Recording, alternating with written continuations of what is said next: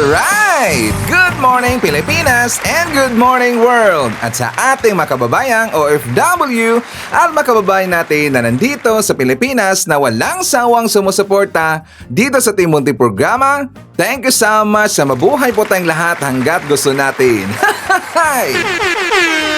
Well, anyways, tuloy-tuloy na po tayo sa ating babalita dito ng mga tamang balita at sagutin ang maling information na ipapakalat ng mga fake news peddlers ng mga anti-Marcos, lalong-lalo na doon galing sa mga DBS na mga saltik magkabayan. Yes, dapat silang sagutin. Bakit? Kasi pag-aayante sila na lagi pong nainira araw-araw kay PBBM at sa Marcos Administration sa katagalan magkabayan, akala mga paninira, totoo yan sa mata ng ibang tao. So dapat silang sagutin kasi ang bagong Pilipinas, bawal po ang mga sinungaling. At syempre, kasama niyo pa rin si Sir Ivan, ang pinakabulol na vlogger sa balat ng YouTube, pagbibigay sa inyo ng mga totoo at mga preskong balita na kinukuha natin sa ating kapitbahay na social media. So magandang buhay sa ating lahat mga bayan and a happy Tuesday sa ating lahat. Okay, so before tayo mag-start mga kabayan, well syempre, as usual, i-check muna natin ang ating mga viewers na may maraming comment dyan sa baba sa ating comment section, ang ating pong top 5 commenters. At dito sa listahan, ang nanguna po si Ma'am Lerma Sandita. Meron siyang 65 na mga comments. Nandiyan rin po si Singgis Usta. Meron siyang 46 na mga comments. Shane Sibal. Meron siyang 40 na mga comments. Nandiyan rin po si Aing Gimentisa. Meron siyang 34 na mga comments. And Joliet Sunakawa. Meron siyang 34 lahat na mga comments. Again, thank you so much po sa ating top 5 commenters. At siyempre, pasalamatan natin ating po mga silent viewer dito sa ating channel. Thank you so much. At siyempre, pasalamatan rin po natin ang lahat ng mga viewers na lagi pong nag-like, lagi rin pong shares ng ating mga videos, at doon sa ating mga viewers na nasubscribe sa ating channel, thank you so much. At syempre, i-acknowledge natin ating mga channel members. Nandyan si Pusong Inami, Tess Noses, Barbara Butler, Cosmo Defender, Katita Narl, Edmond Casiliejo, Samuel Membrado, and Via Bibar. Pasalamatan natin mga kabayan ang nabigay sa atin ng super thanks or pang lemon na Sir Ivan. Thank you so much kay Barbara Butler, nabigay sa atin ng 5 Australian dollars. And thank you so much also kay Bong BRML, nabigay sa atin ng 320 Japanese yen. And thank you so much also kay Marie Osta, nabigay sa atin ng 2.79 Canadian dollars. And thank you kay Donna Misayas, nabigay sa atin ng 320 Japanese yen. Thank you so much. At syempre, i-greet natin ating mga suki, mga early birds. Yan ang una sa pag-comment dyan sa baba sa ating comment section. Nandyan sila si Samway Vlog from Riyadh, Saudi Arabia, Lucia Medina, Joselisa Moises, Rocky Jan Cortez, Emmy Mapalad, Jen Medina. Nandyan rin po si Teki Reyes, Jovi Montero, Monflower, Ricon Jan. I-shoutout rin po natin si Jaime Garcia from Nottingham, UK. Nandyan rin po si Lopito Ramos, Noel Narcida, Donna Misayas. I-greet natin si Linda Lim from the city of Ilagan, Isabela. Nandiyan rin po si Teresito Lu. At saka shoutout sa kanyang pamilya, ang kanyang asawa na si Rosemary, ang kanyang mga anak na si Cheche, Kim Lauder, and Fahrenheit. At syempre ang kanyang mga apo, dalawang apo na si Elijah and Jake Lo. I-shoutout natin ating mga pinalangga na mga legends, ang mga senior citizen. Hello po, kumusta ang lahat? At syempre i-greet natin ang happy birthday ang lahat ng mga viewers na nag-celebrate ng birthday ng araw. Happy birthday! Okay, so kumusta ang lahat mga kabayan? How are you today?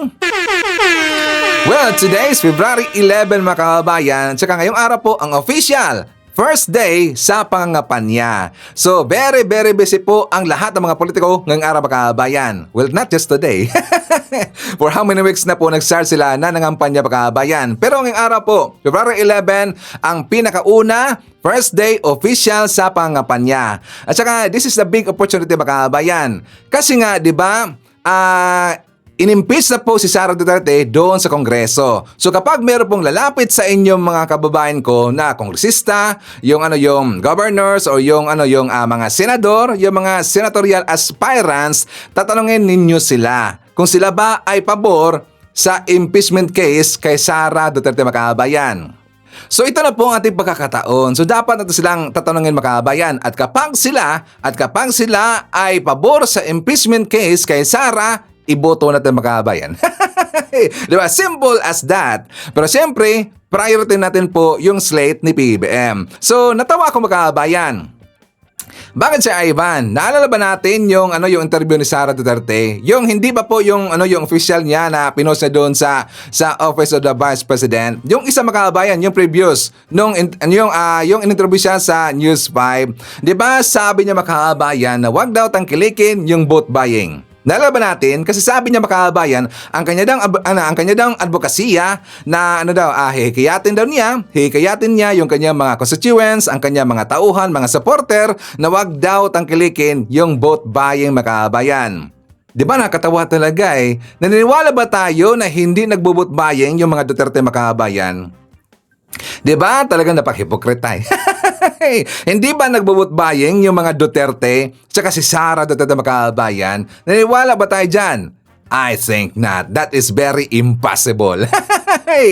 Noong December pa nga, mga kababayan, nalalaban natin. Diba doon sa Davao na meron silang pagtitipon-tipon doon, isang event kung saan si Sara at saka ito pong si Digong namigay sila, mga kababayan. Diba nalalaban natin yan? Tsaka ang haba ng pila eh.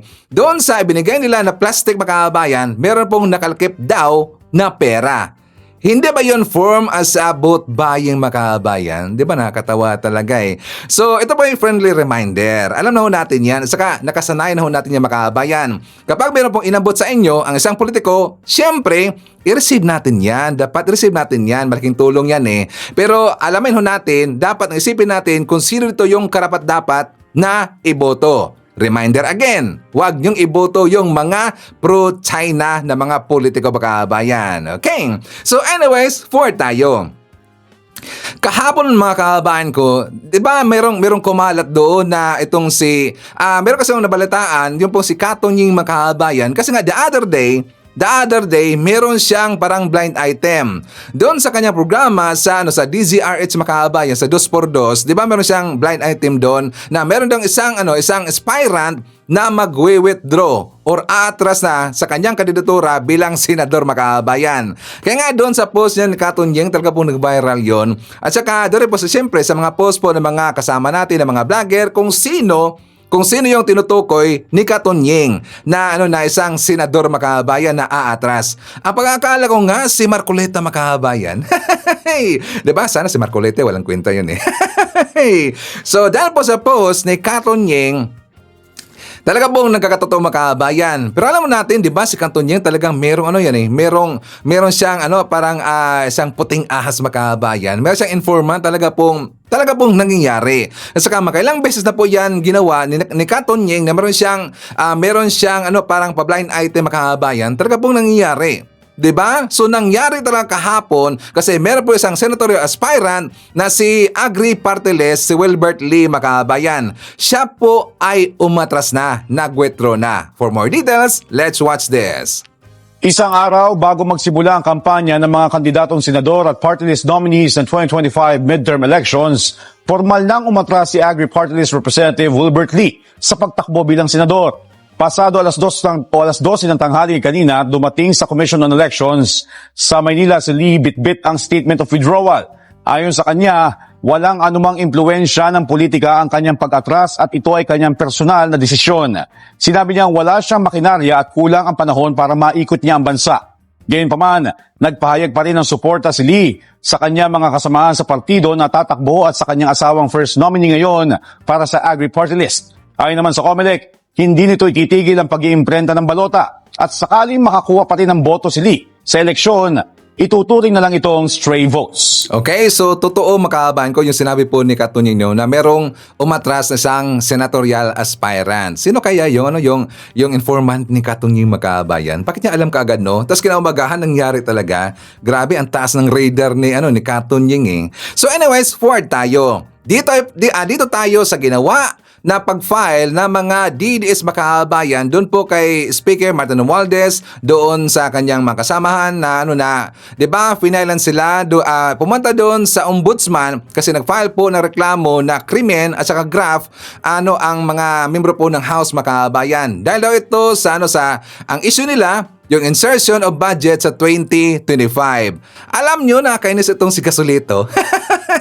Sinong Gasolito, Sir Ivan? Si Topacio, si Atty. Topacio. Kasi sila po doon pumunta doon sa Ombudsman Makabayan. At saka lang inis pa nga Diba, meron silang video na kumalat Makabayan during po sa kanilang pag-file ng kaso doon kay Speaker Martin Romualdez at saka sa kasama rin po ni Speaker. Diba, nang inis pa Ito po ang balita Makabayan. For more details, let's watch this. Hi, Speaker! Dito sa Ombudsman, ang basis natin dito yung violation ng anti-graft law. Nung una, ang sana inisip namin, yung violation lang ng revised penal code. Ngayon may nagsabi na sa dami ng nilabag na batas, bakit hindi natin i-file lahat ng kaso na po pwedeng i-file? Kaya napagdesisyonan ng grupo na pumunta rin dito sa office ng Ombudsman upang i-file yung mga kaso na nilabag nila sa anti-graft law. Ano yun exactly, sir? I think Section 3E.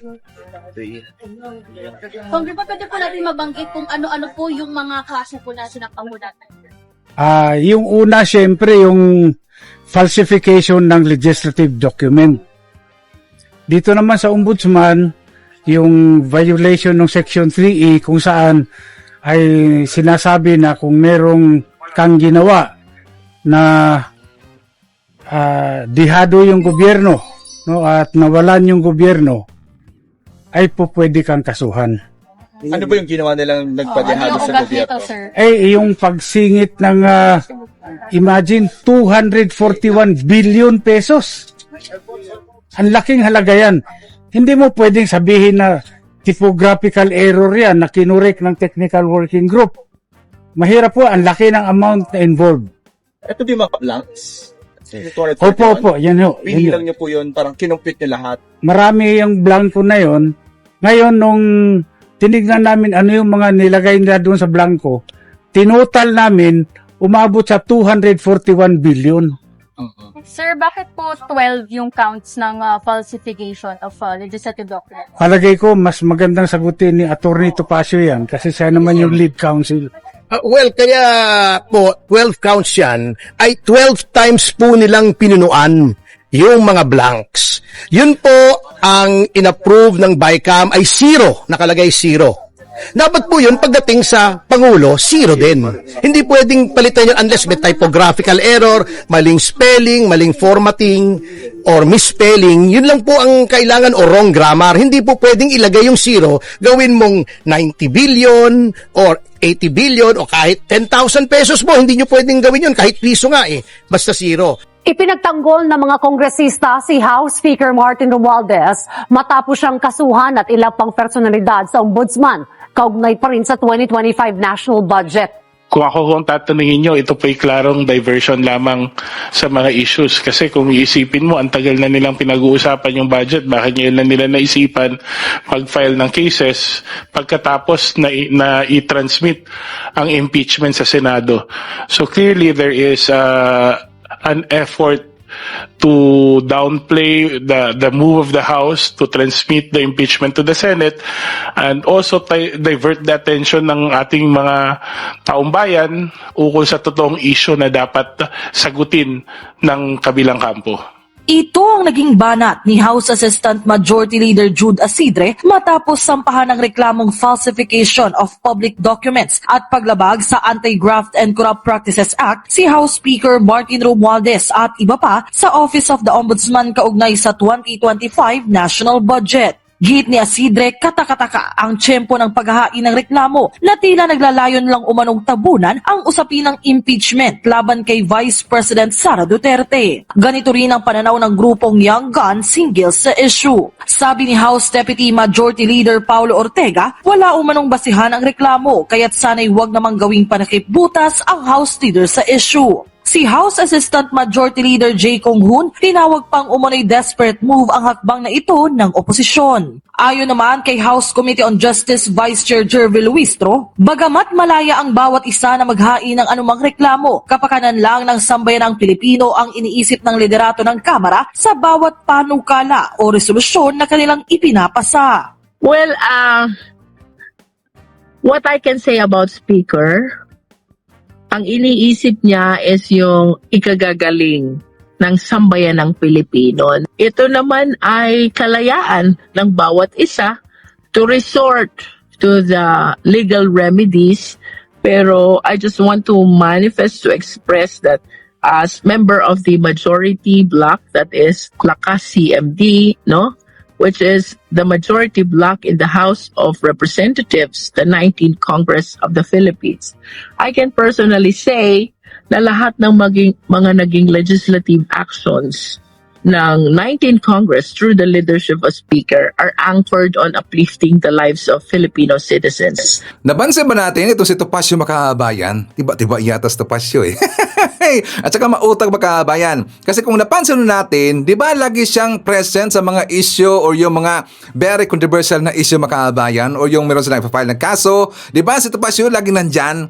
Si Topacio lagi po yung kinukuha Makabayan. Tiba-tiba si Topacio eh. Mautak talaga Makabayan. Kasi palagi siyang nandun sa parang sinasabi nila doon po sa nagpapile ng kaso or doon sa kinasuhan Makabayan. Di ba doon siya lagi? Like for example, doon po kay Tevez. Doon po sa kay Cassandra Leong, doon kay Mayor, yung former Mayor na si Alice Goo, and also kay Kibuler po Makabayan. 'Di ba naging legal panel, naging legal team ni Kibolo ito pong si Topacio. Tas ngayon dito naman Makabayan, tiba-tiba talaga si Topacio eh. Ito talagang si Gasolito. Si Gasolito Makabayan, alam nyo, pasaway talaga. Dito po sa ikinaso ng mga gunggong na yung Makabayan, that is diversion tactics. So ito po yung sinasabi po ng mga mambabatas natin. That is only pagtatakip sa totoong mga issues Makabayan. Diversion tactics so yan. Do you think sa pag-finalize po ng Bicameral Committee Makabayan sa budget sa 2035, do you think wala silang mga advisor? Napalibutan ho lahat, napalibutan ho ng sangkatirba, marami mga attorney, yung Congress Makabayan. Alam na alam ho ang ginagawa ni Speaker Martin Romualdez. Alam na alam po yung ginagawa ng mga congressman natin Makabayan. 'Di ba? Kay Jervil Luistro pa nga lang, taob yung mga gunggong na Makabayan eh. Yung mga nag-file ng kaso, debate dito kay Jervil Luistro, wala na ho itong si Gasolito Makabayan. Pati nga kahit pa i-add pa itong si Pantaleon, wala sila eh. Yang kaso na yan po'y mababasura lang Makabayan. Okay, so pag-usapan natin. May nakita kasi ako na interview kahapon kay Senator Amy Marcos Makabayan. Abay mo kayatang gustong babaliktad eh. Siguro nagising Makabayan. O baka siguro mayroong naka-advise sa kanya na tagilid na siya kasi nga hindi na po siya dito sinuportaan po ng mga loyalista, hindi na siya dito sinuportaan ng mga Marcos supporter, ng mga Pinklawan kasi nga itong si Senator Amy Marcos, alam mo natin na siya po identified na talaga pong tagapagtanggol ni Sara Duterte at saka tagapagtanggol nila ni Digong Makabayan. Pero dito sa kanyang sinabi, sa kanyang interview kahapon, abay ipagtatanggol po daw niya si PBBM Makabayan. Ipagtatanggol niya si PBBM at saka ito po ang ating ebidensya. For more details, let's watch this. On the impeachment complaint, hindi pwedeng hindi namin maitanong dahil yan ay isa sa mga mainit pong pinag-uusapan ngayon. Matindi rin ang utang na loob ko sa mga Duterte. Talagang aaminin ko at mananatili yun. Kaya't yun nga, yung sa impeachment, yung sa ICC, ayoko kasi ng gulo. Kaya sinabi ko, nako, lalabanan ko yan hanggang dulo. Ayoko ng ganyan eh. Miski yung kay Bongbong, ayoko rin ng gulo. Ipagtatanggol ko yung kapatid ko kung mga destabilization, revolutionary government, government, ano pa ba yun? BBM resign, kung ano-anong kalokohan. Ipagtatanggol ko yung kapatid ko kung mga destabilization, revolutionary government, ano pa ba yun? BBM resign, kung ano-anong kalokohan. Paragay ko, aksaya lang ng panahon yan at pera. Madatong yan eh. Pagkatapos, mauubos ang lahat ng atensyon natin, hindi na tutumbukin yung presyo ng bigas, yung 60 kada kilo, makatarungan ba yan? Madadagdagan ba yan yung trabaho para sa ating mga kabataan? Abay, walang silbi yan. Dapat mag-I-miss solution tayo sa tunay na problema. With this, yung pong impeachment, ang sinasabi, sa June na po yan. Pero sa tingin nyo po, ay ano ba to? Usaping political na lang? Napopolitika na lang po? Well, palagay ko, ang June talaga kami magtatagpo ulit at nagtataka rin ako bakit naman pinadala sa aming gabing-gabi ng kahuli-hulihang araw ng sesyon. Samantalang pinag-uusapan na nila yung impeachment noon October 2023 pa. Tagal na yan di ba? Mainit na yung usapin na yan. Tapos final nila sa Kongreso 2 months ago, di obviously hindi siya urgent. So hindi karapat-dapat magkaroon ng special session tulad ng sinabi ni SP Cheese Escudero. Bakit mag-urgent ngayon? Hindi naman urgent. 2023 pa yan nakatenga. 2 buwan niyang iniintay. Huling-huling gabi. Tsaka lang padala. Di June na. Sa June na lang tayo magkikita-kita. Alam nyo, feeling ko dito, parang gusto yatang kukunin ulit yung tiwala ng mga Marcos support na makabayan. Gustong kunin ulit ni Senator Amy Marcos ang ating tiwala. Magtitiwala pa ba tayo? Nakaduda talaga di ba? Di ba ramdam natin ang ginawa dito ni Senator Amy Marcos? Gusto niyang kunin ulit ang ating tiwala. Kasi nga, siguro meron pong nakapag-advise sa kanya makabayan na siya po ay tagalin na dito.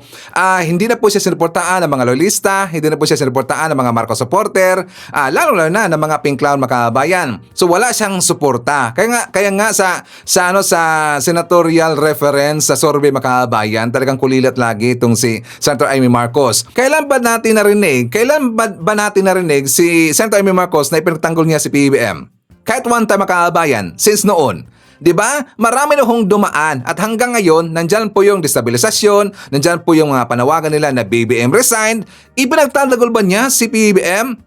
Diba wala makabayan? Makalimutan yata O diba sabi ko sa inyo, talagang may plano dito itong si Senator Amy Marcos makabayan. Gusto niyang kunin ulit ang ating loob. Pero wag tayong magpapaloko. Diba sabi nga yan ni Attorney Insurrecto makabayan, wag magpalinlang. Kasi ang kanyang loob, ang kanyang puso ay nandun po sa mga Duterte makabayan. Ipagtatanggol niya si PBBM. Kailan pa? So anyways, for the makabayan, ipapakita ko sa inyo ang vlog ni Francis Balahura. For more details, let's watch this. Against sila sa government. Saan natin pwedeng isipin kung ano yung pinaglalaban nila? Di ba? Yung pinaglalaban nila, pabagsakin ang gobyerno, hindi para sa taong bayan. So considering na sila ang sumunod o inadapt nila yung layunin ng isang tunay na NPA.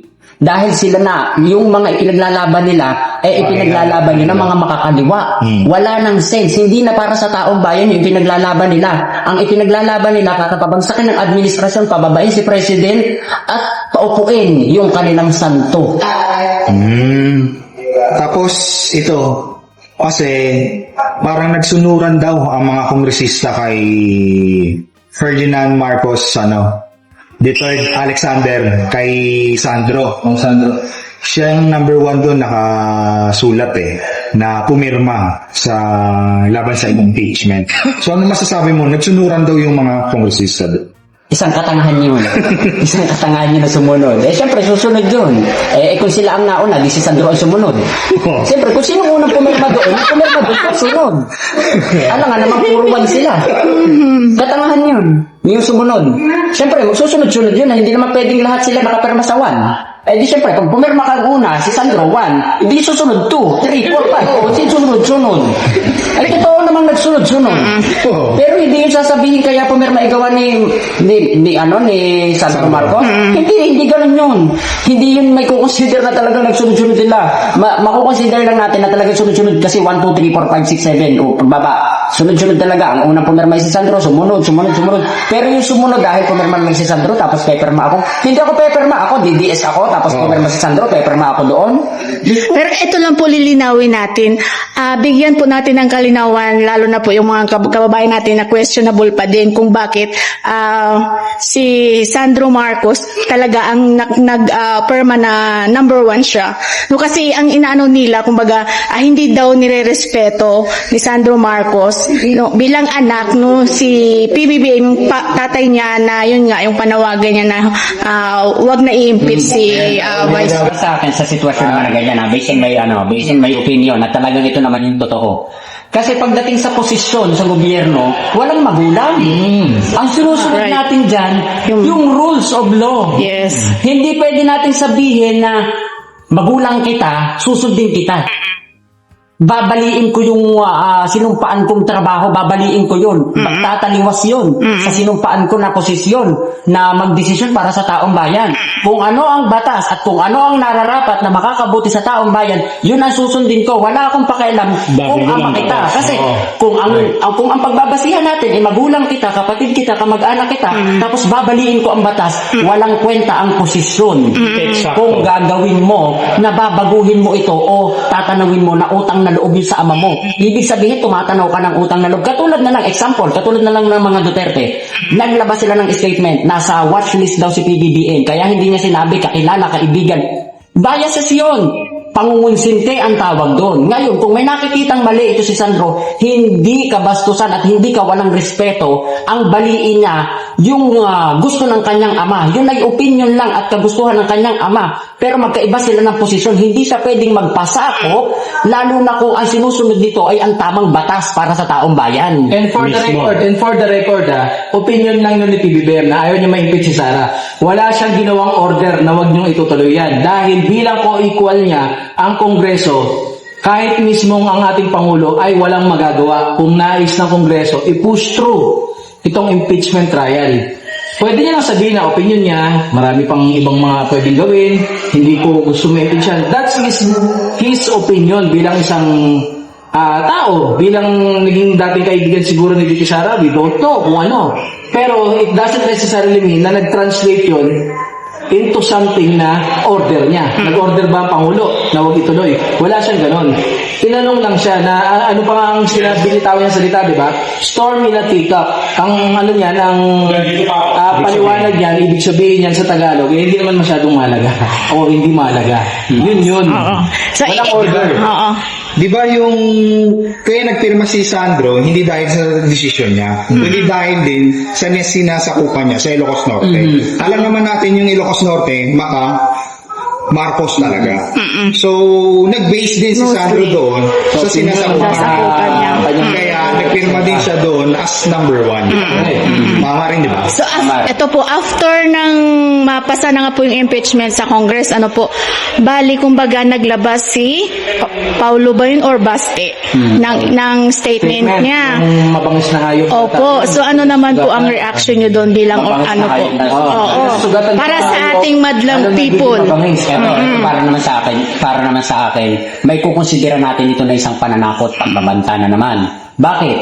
Ang gusto niyang palabisin dito, na habang tinitira niyo sila, lalo silang mag-aalma, lalo silang magpupumiglas. Unang-una sa lahat, ako na ang nagsasabi na walang Duterte ang deserve pang manungkulan sa kahit na anong posisyon. Bakit? Imagine niyo habang sila ay tinutuligsa sa nakikita sa kanilang mali, lalo silang nagpupumiglas, lalo silang nanggagalaite. Ang focus nila, wala na sa taong bayan para paglingkuran sila. Ang focus nila kung paano nila isalba sa kahihiyan at sa mga kasalanan yung kanilang sarili.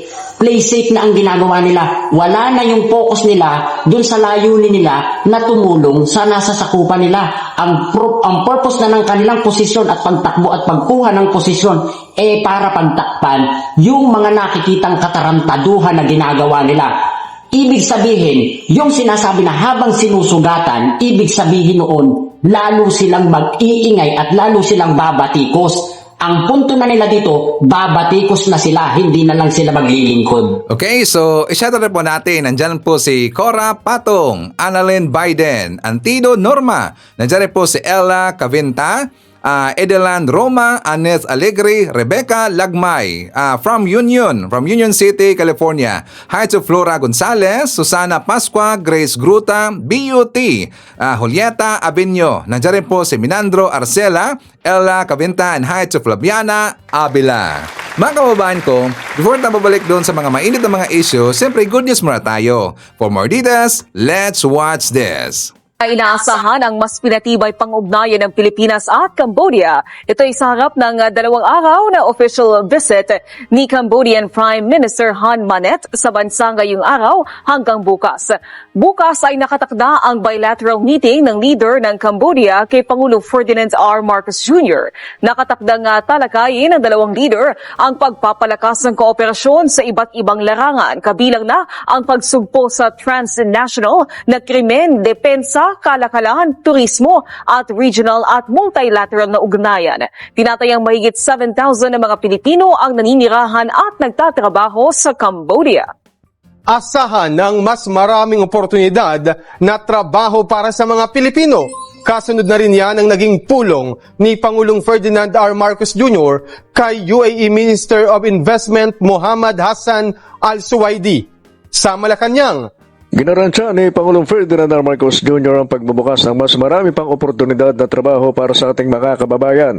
Kasunod ito ng naging pagkikita ng punong ekutibo at ng ministro ng pamumuhunan ng UAE na si His Excellency Mohammed Hassan Al-Suwaidi.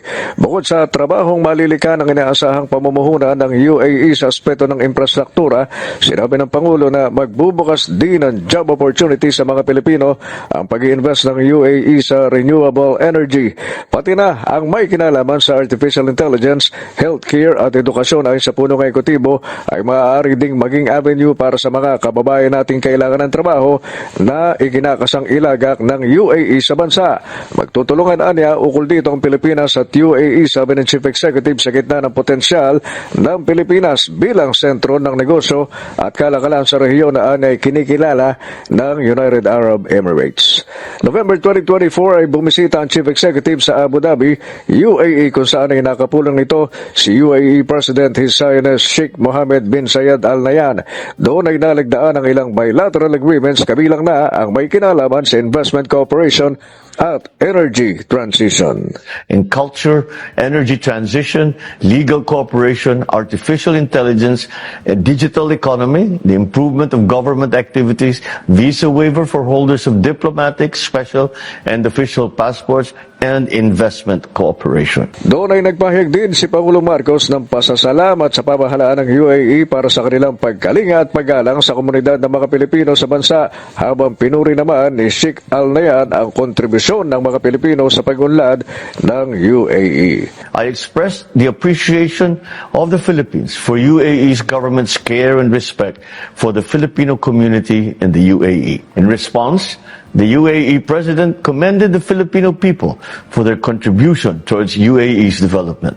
inaasahang ilalabas na ng National Food Authority ang 700,000 na sako ng bigas ngayong linggo. Kasunod na rin yan ang deklarasyon ng Food Security Emergency. Samantala, unti-unti naman nang nararamdaman ang pagbaba ng presyo ng bigas. Alad ramdam na ang pagbaba ng presyo ng bigas isang linggo matapos ang deklarasyon ng National Food Security Emergency sa bigas. 700,000 bags ng bigas ang inaasahang mailalabas ng National Food Authority ngayong linggo, kasunod ang deklarasyon ng National Food Security Emergency. Unti-unti na rin bumababa ang presyo ng bigas, isang linggo matapos ang naturang deklarasyon. Kung babalikan, nakapagtala ng negative inflation ang bigas base sa huling ulat ng Philippine Statistics Authority. Nilinaw naman ni Department of Agriculture spokesperson Abner de Mesa na ang deklarasyon ng National Food Security Emergency sa bigas ay bunsod sa pagtaas ng retail price nito at hindi dahil sa kulang ang supply ng bigas. Target ng simula ng distribusyon ng NFA rice na mabibili ng 33 pesos kada kilo ngayong linggo. Bukod sa National Food Security Emergency, ayon sa nagtitinda dito sa Kamuning Public Market, isa pa sa dahilan ng pagbaba ng presyo ng bigas ay dahil sa pagkikipagkompetensya ng presyo ng bigas sa merkado sa Rice for All program ng kadiwa ng Pangulo na mabibili lamang ng 29 pesos hanggang 38 pesos kada kilo depende sa klase. Interesadong bumili ng NFA rice sa mga nasa 50 local government units para ibenta sa murang halaga sa kanilang mga kababayan. Malaki ang ibinaba sa presyo ng tindang bigas ni Christopher sa Galas Market simula nang ipatupad ang maximum sadya sa retail price sa bigas. Dati po, 65 po yan. Ngayon, 58 na lang. Yung mga nagsusupply din sa akin, binaba din naman nila. Pero mas mura pa rin ang hinahanap ni na Joy at Lorly para magkatipid. Iyan ang tig 35 pesos na bigas ng National Food Authority. Malaking tulong na po para sa amin yun. Yung mga ganong presyo. Saan mo gagamitin yung matitikid mo? Siyempre, di sa ulam. Pandagdag ng pambili sa mga iba-iba pang mga kailangan natin.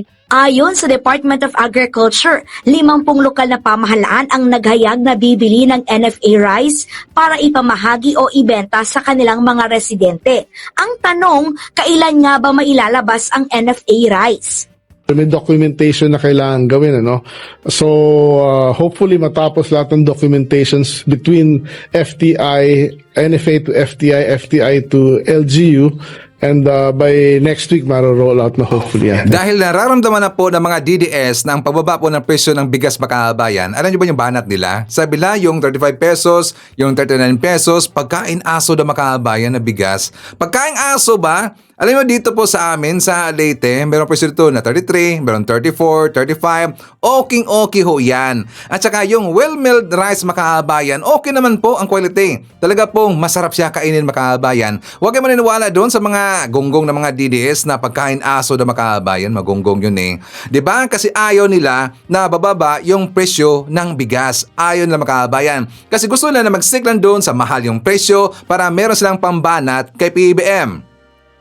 So dahil ngayon meron pong magandang nangyari, bumaba na po yung presyo ng bigas makabayan. So talaga pong alam nyo, ramdam ko dito, naramdaman ko na yung sinabi po ni yung taga not DTI, yung Department of Finance makabayan, si Recto. Di ba sabi niya na merong magagandang mangyayari sa year 2035 makabayan. Pero hindi pa niya tinumbok, hindi pa niya sinabi kung saan exactly ang merong magandang mangyayari makabayan. Parang nararamdaman ko na dito talagang mangyayari makabayan. Yan po'y kaabang-abang. Kasi ngayon, di ba, bumaba na po, unti-unti na pong bumaba ang presyo ng bigas. So sana pati na po yung iba mga basic foods, sumabay na rin po makabayan at para happy ang lahat. Ano na, DDS. So, di ba, sabi nyo, pa-party-party lang si PBBM. Walang ginagawa, palagi daw ang bangag makabayan. So, pipiliin ko lang po yung bangag kaysa adik. Yung adik, yung mga amon yun eh. Yung amon nila ng mga Duterte, mga adik yun eh. Di ba? Dito lang ako sa bangag kasi talaga pong nagtatrabaho makabayan. At nakikita talaga natin po na siya po ay nagtatrabaho, si PBBM. Di ba? Kung kayo po ay lagi pong nanonood dito sa ating channel makabayan, nakikita po natin na araw-araw si PBBM meron talaga pong tinatrabaho at maraming trabaho makabayan. At epektibo ang mga programa, ang mga pulisiya ni PBBM. At saka kung nagustuhan ninyo ang ating good news makabayan ko, please give a like naman po sa ating video. Malaking tulong ho yan. At kung hindi man kalabisan sa inyo, please i-share ho natin ang ating vlogs makabayan para marami pa tayong matulungan po na makababayan nating nabulag ng kabilang kampo. Okay? Again, thank you so much.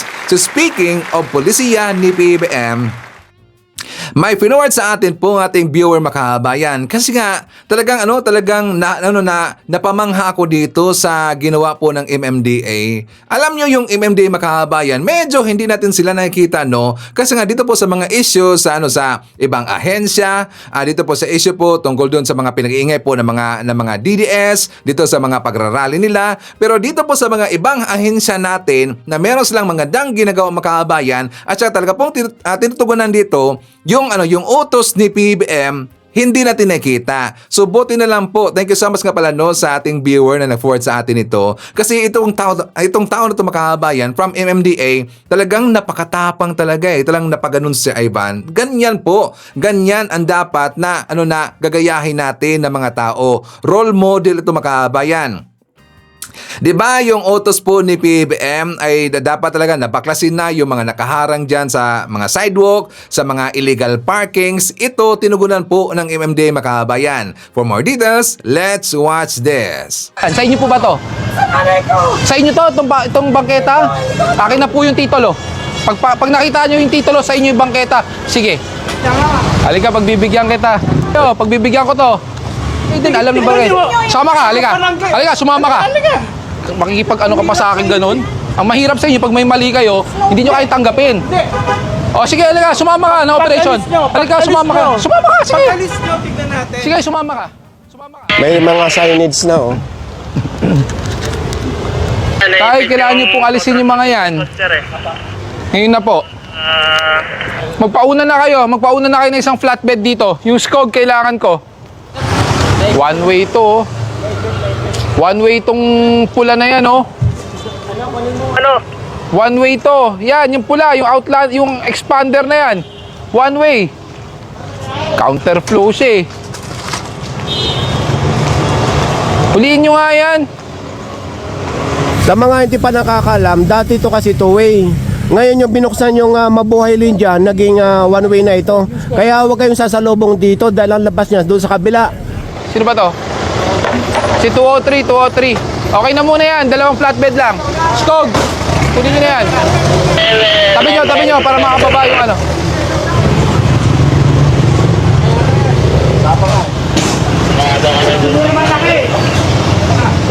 Bilisan nyo, Skog, ha? Marami sa baba.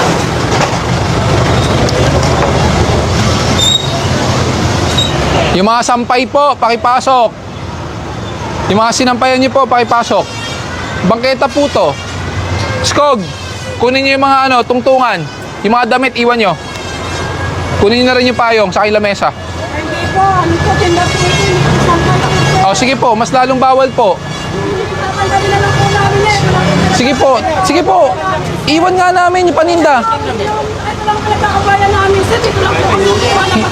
Ate, hindi ko makinukuha paninda nyo, ah. Hindi ba kayo, alam niyo naman bawal dito, di ba? Bang, ilang beses na kayo na-operate? Ilang beses na po in-operate? Alam niyo naman bawal, di ba, sa bangketa? Ayan na nga, o iniiwan sa inyo. Nakaharap po kayo sa bangketa. Bangketa po yan. Sa inyo po ba to? Sa inyo to, itong bangketa? Akin na po yung titulo. Pag nakita nyo yung titulo, sa inyo yung bangketa. Sige. Hindi po sa inyo yung bangketa. Sa gobyerno po yan. Ayan na nga yung paninda mo. Okay na ate, binabalik na naman sa papani ka lang agad. Wala naman kinukuha sa binibenta mo, eh. Tabi mo na lang. Iwan naman sa'yo.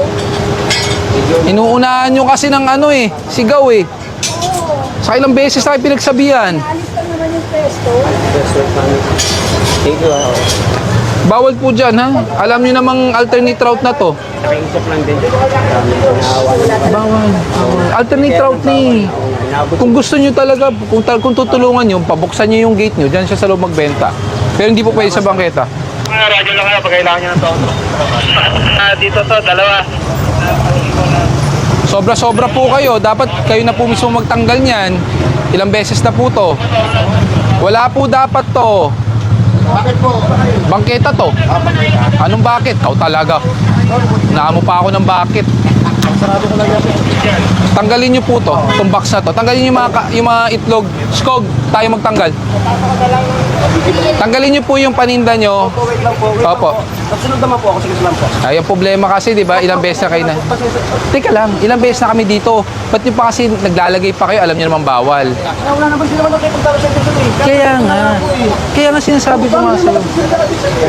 Napagdal na nga eh. Alin? Alin dyan? Nasa loob na nga, kaya nga sabi ko, wag lang kayo mag-i-extend, di ba? Pwede naman natanggalin, gusto mo ba? Oo. Paraon. Ang sa amin, wag nyo harangan para meron maiwan dyan. Danakon. Kasi pag ito, tinanggal mo, tapos pinigil, Isukatan nyo na lang kaya. Ayun ho, may natira sila o kayo wala.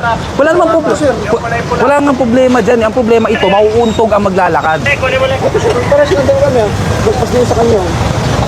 Nasaan yung bangketa nila? Sige nga. Slope, di ba?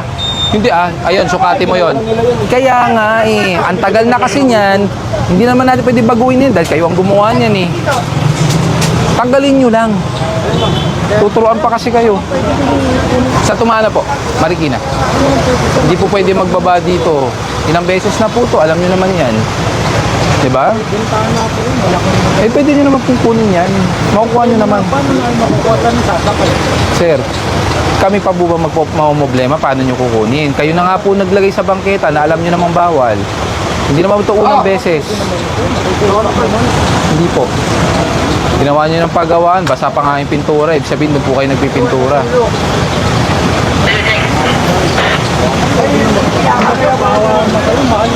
Pwede mo naman makuha. Boss, kayo na ang may mali. Ako pa ba mamomblema? Kaya nga po, hindi nga pwede. Kung unang beses to, sige, ilang beses na po to? Gusto nyo magbilang? Oh, wala naman kayong babayaran Yung nga sir, walang pagbayaran. Ang problema, yung pagsakay papalit sa akin na kasalanan po ba namin? Kami po ba may kasalanan? Sir, tanungin kita, ilang beses na po kami nag-ooperate dito? Diba? Paulit-ulit na lang. Hindi naman pwede. Sana kung hindi mo uulitin, nung unang beses, pinagbigyan kayo. Pangalawang beses, pinagbigyan kayo. Pangatlong beses, edi sa... Sige na, iwan nyo na sa kanila yan. Nakikilos na sa ako sir, ako mag-aabuno. Alam mo naman ako. Wala ito mga... Linisin nyo nga yan. Mga tambayan yan Tanggalin nyo lahat yan. Last na po sir, pwede naman. Pang ilang last na to? First, second, third, fourth. Kasi ano lang naman yun sir, paggawa lang sa amin. Edi kunin mo. Kunin nyo doon. Hindi namin bababa dito yan. Tanggalin nyo. Patanggal nyo lahat. Para may kayo. Tanggalin nyo po lahat yan. Naka-extend na po kayo. Yung mga nasa labas, tanggalin lahat. Yung mga paninda nyo po, ipasok nyo po yan. Tanggalin nyo lahat. Tanggalin nyo lahat. Kaya sana gagayahin ito ng governors kapag makita ito ng video na ito makabayan, sana gagayahin ito ng mga mayors, ng governors doon po sa mga lugar nila kasi maganda naman talaga na maaliwalas yung lugar makabayan. Correct if I'm wrong. Diba? But I am sure na marami rin po magsasabi na nakakahawa naman sila Sir Ivan kasi sila po ay naghahanap buhay lang. Well, meron kasing proper area para po sa paninda makabayan. Diba? Sabi po nung taga-MMDA na makilang beses na po silang pinagsabihan. Sabi pa nga niya na 3 times, 4 times ba yun na lagi nilang dinadaanan makabayan tas in-advisean. Pero hindi pa rin po nakinig. Sana, kasi nga yung mga ginagawa po ng ating ahensya makabayan para sa atin yan para ho yan sa kabutihan natin makabayan. Maganda naman kasi na maliwalas tingnan yung sa labas, walang harang, walang problema sa gilid-gilid para magamit yung daanan sa gilid makabayan. Ang problema kasi ng iba po na mga naninda po ng mga kababayan natin, pati kasi yung daanan, 'di ba? Inokupan nila makabayan. Which is hindi kasi maganda kasi ang area na yun, that is government makabayan. Instead na magamit yun ng mga kababayan natin po na dadaanan nila, in-equip kasi nila sa kanilang paninda. So yun po ang nangyari makabayan. So again, kudos ito sa taga-MMDA kung sino mang mama na yun. Okay yun talagang matapang siya makabayan. Ang iba naman kasi na nandyan po sa ahensya natin medyo takot kasi nga syempre ang iba kasi magagalit makabayan or baka takot sila na sila po ibabalikan. Pero itong taga-MDA na to, siya po talaga ay deserve natin po na i-praise po natin, i-credit natin makabayan kasi para po sa atin, para po sa Pilipinas ang kanyang ginagawa. Okay. So anyways, isa na rin po natin. Nandyan po si Sedi Proxy from Riyadh, Saudi Arabia.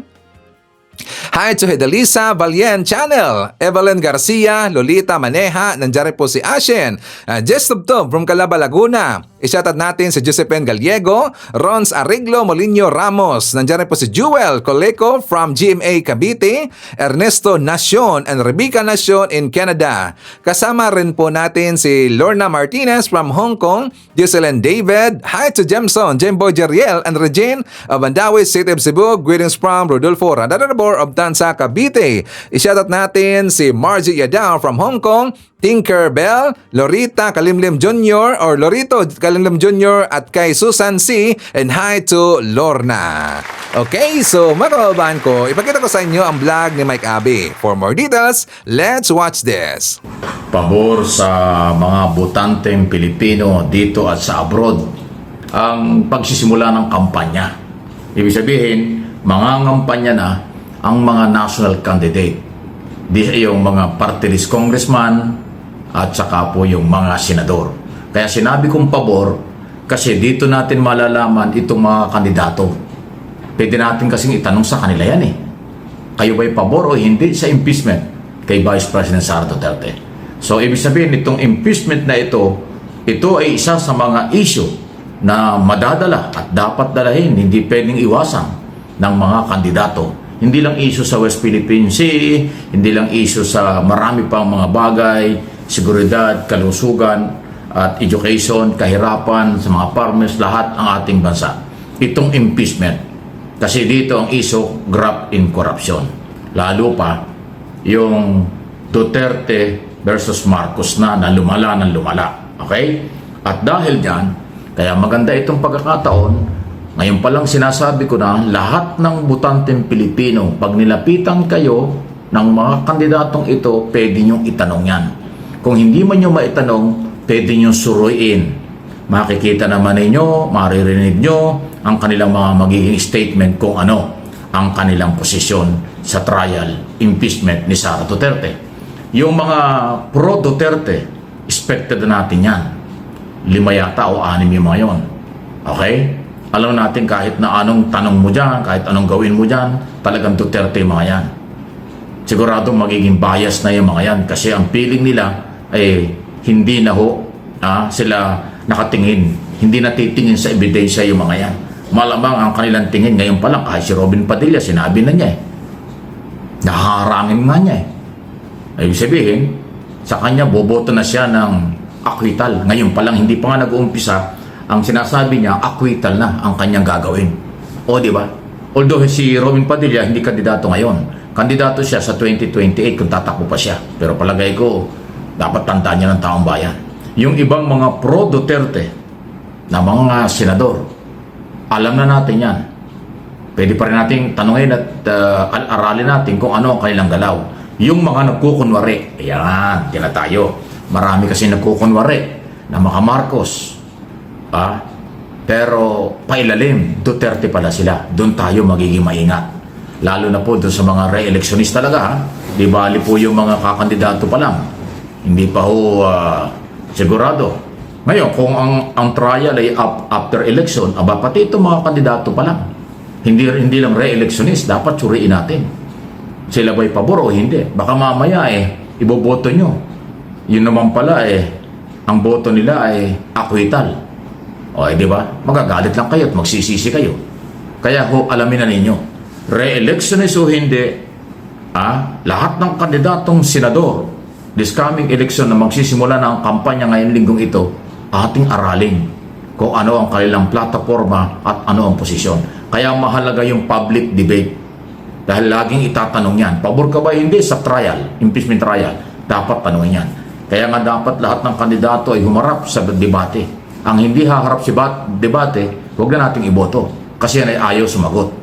Ayaw niyang makilala siya kung siya ay pro o anti dyan sa impeachment. Isa yan sa mga materyales. Laging kasama yan sa top 3 na dapat itanong ng mga organizer ng debate. Pabor ka o hindi sa trial kay Sara Duterte. Diyan natin malalaman. Pero bibigyan ko kayo ng tip.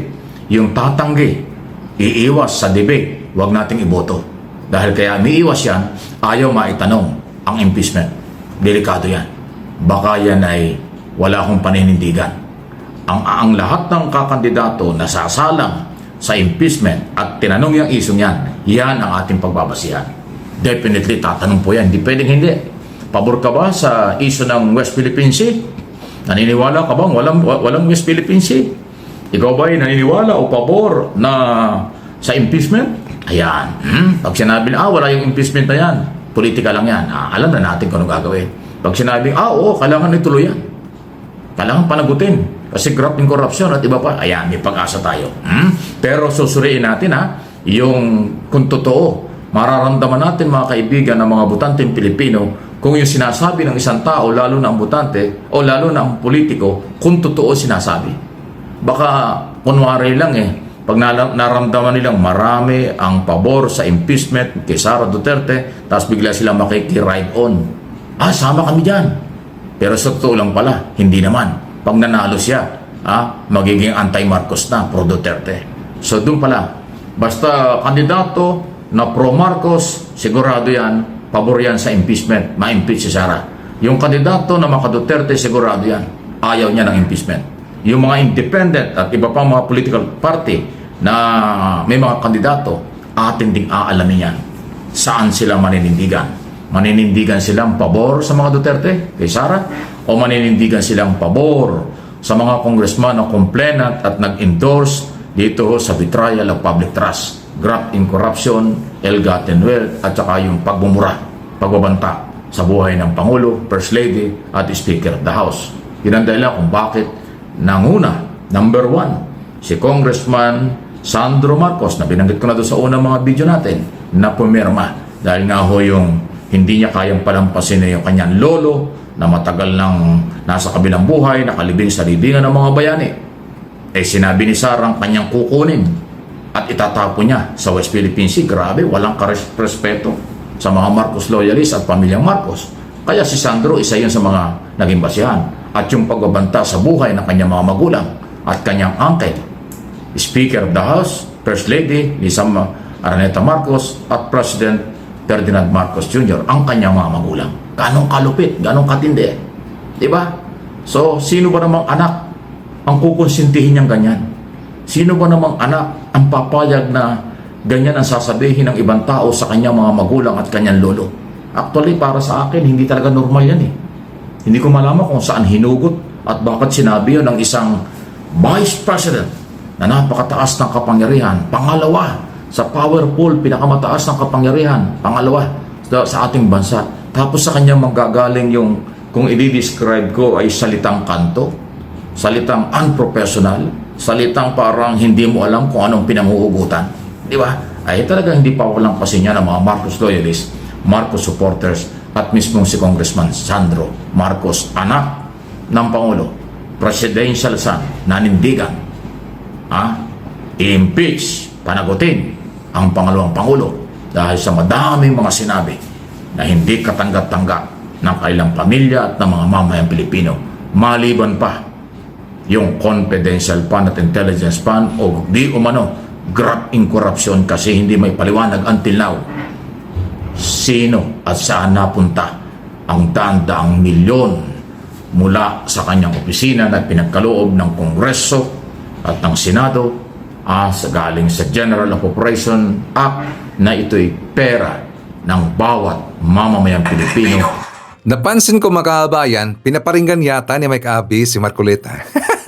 Diba? Dahil pinaparinggan ni Mike Abby si Marcoleta mga kabayan, well, idagdag natin sa balita si Marcoleta. Kasi meron kong nakita na balita kahapon mga kabayan sa Net25, abay mukha yatang nagkakandara pa sa kareremedyo ito si Marcoleta dahil sa kanyang kapalpakan mga kabayan. Diba?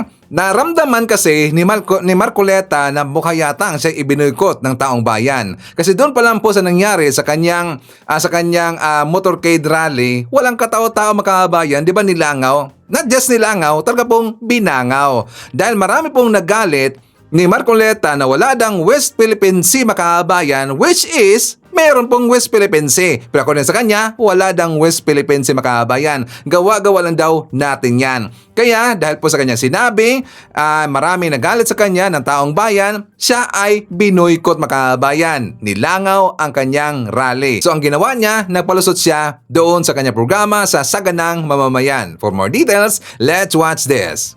Ilinaw ni senatorial candidate at party list representative Rodante Marcoleta ang kanyang naging pahayag sa usapin ng West Philippine Sea. Umani kasi ng batiko si Congressman Marcoleta nang sabihin niyang wala namang orihinal na tinatawag na West Philippine Sea. Tayo lang pong gumawa nun Halimbawa, ginugel nung halimbawa, ano ba pinag-aawayan ng mga Pilipino tsaka na ginugel niya? Hinahanap niya sa yung West Philippines. Hindi niya makikita eh. South China Sea, sino pinagtatawanan? Tayo. Hindi na po natin kailangang pangalanan. Atin po talaga, uulitin ko po yun. Kahit na po hindi natin pangalanan, atin po talaga yan. At huwag nating isusurrender yan. Huwag po niyo sasabihin na ako'y traitor. Oy, wag niyo sasabihin na siya'y traitor daw makabayan. Sino ba nagsasabi nito na siya'y traitor? Ang issue ang West Philippines Sea. Pero first time natin narinig po sa isang maka-DDS na ipagtatanggol daw natin yung ating teritoryo, ang West Philippines Sea, makabayan. Ipagtatanggol daw natin, mukha yatang kumambyo, makabayan. Kumambyo eh. So anyways, kasama rin po natin si Sonia Hasigawa. Nandiyan rin po si Pro Chin Ako. Hi to Nestor Martinez, Muing Salvatierra, Jeco Jerry Cabreros. Nandiyan rin po si Testa Maliwan, Nonoy Florenhes, Pamandawi City of Cebu, Doy Ignacio. Nandiyan rin po si Juliet Sunakawa, Nonske Pasamonte, Boboy Elmido Costin sa Dugyo. Hi to Maria Soriano, Osborne Gislani. Nandiyan rin po si Frank L. Esquilon from Car, Baguio City. I-shoutout natin si Daga, Felicitas Manibog, Nim Lagaso. Hi to Apple Nas, New Bayani. Hi to Lorna O. Villanueva, and hi to Eflida Halias. Okay, so mga kaubahan ko, yan ating mga nakalap na mga balita ngayong araw. Kung nakaabot ka po sa portion na to, sana nakapag-like na ho tayo. Libre po ang mag-share, libre din ang mag-subscribe. Again, maraming salamat sa mga viewers na hindi nag-skip ng ating mga commercials. Thank you so much. At before natin tatapusin ang ating programa ngayong araw, sana sabayan nyo si Sir Ivan para sa ating live messaging prayer. Diyos ko, ipinagkakatiwala ko po sa iyong mga kamay ang buhay ng aking buong pamilya. Nakikiusap po ako na protektahan mo po kami. Patnubayan mo po kami sa bawat hakbang at bawat desisyon. At huwag mo po kaming hayaang matumba o madapa. Bigyan mo po kami ng kalakasan at katapangan na sumulong kahit sa gitna ng mga pagsubok at paghihirap. Diyos ko, naway sumikat ang liwanag ng iyong mga pagpapala sa aming buhay.